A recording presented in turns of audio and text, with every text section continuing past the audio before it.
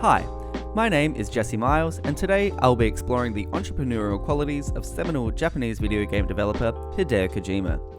Hideo Kojima is a renowned and influential video game developer, best known for creating the Metal Gear Solid series and popularizing the stealth genre. He has garnered many accolades throughout his career, including a BAFTA and a Lifetime Achievement Award. Kojima's success has stemmed from several key elements throughout his career, mostly from being innovative and singular in his approach to video game design.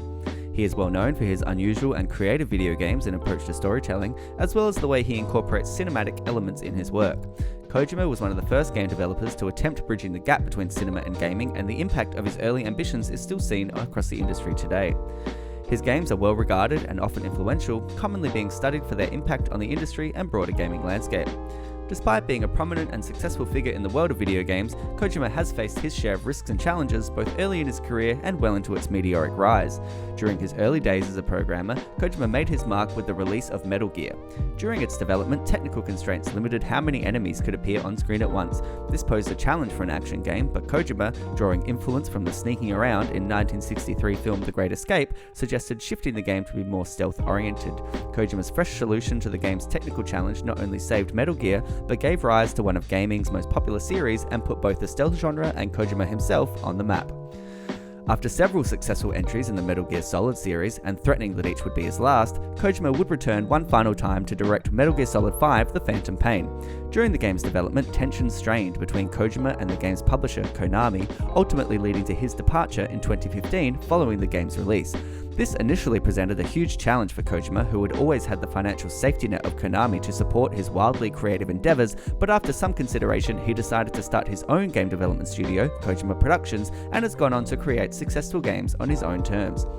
Whether devising creative solutions or navigating the cutthroat world of business, Kojima is an entrepreneur who has faced and conquered many challenges. Despite his complex and bizarre works often leaving audiences baffled, perhaps contributing to his split with the more commercially minded Konami, it is precisely this risky creativity or Kojima weirdness that has garnered him such a cult following.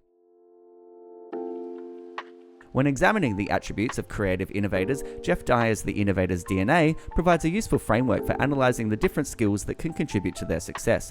When we examine Kojima through this lens, we can see that many of his successes stem directly from his engagement in these behaviors.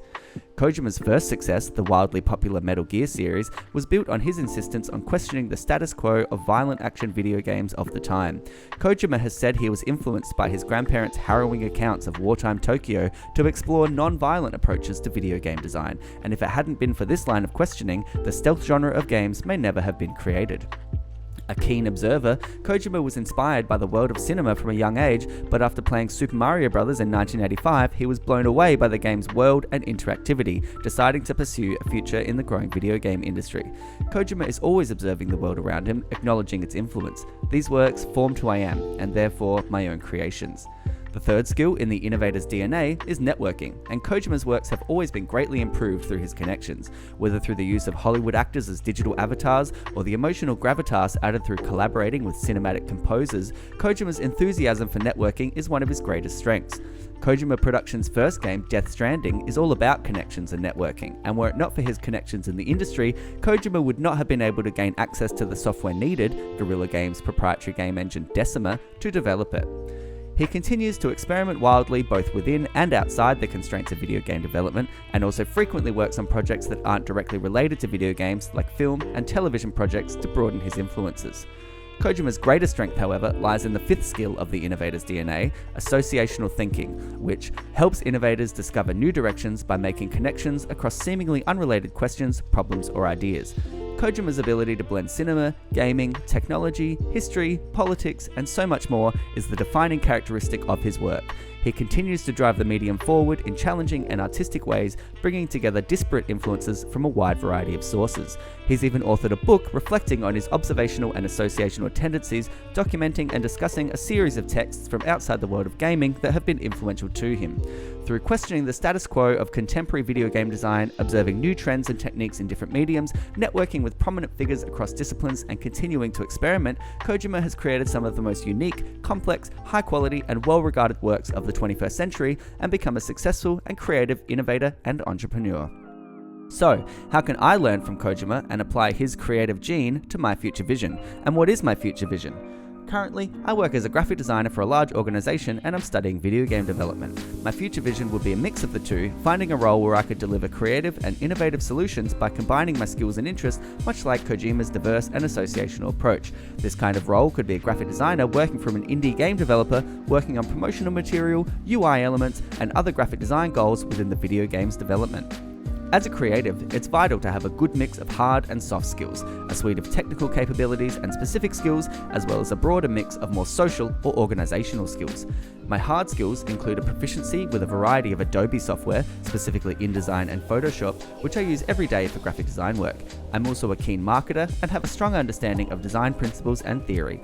I play a variety of instruments, ranging from guitar and bass to drums and piano. I can also sing, have performed solo cabaret shows at the Fringe Festival, and have produced electronic pop music using production software such as Ableton.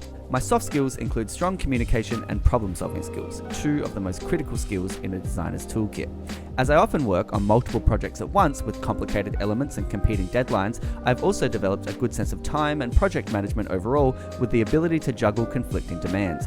Throughout my career, I have also developed a strong sense of self-discipline, with the ability to motivate myself effectively with a highly creative and unique perspective. I'd also say I'm quite empathetic and have a high level of social intelligence, which can be a great help in the workplace. One of my greatest strengths as a designer and creator, however, is a good understanding of compromise and being able to find optimized solutions within the confines of a project's constraints.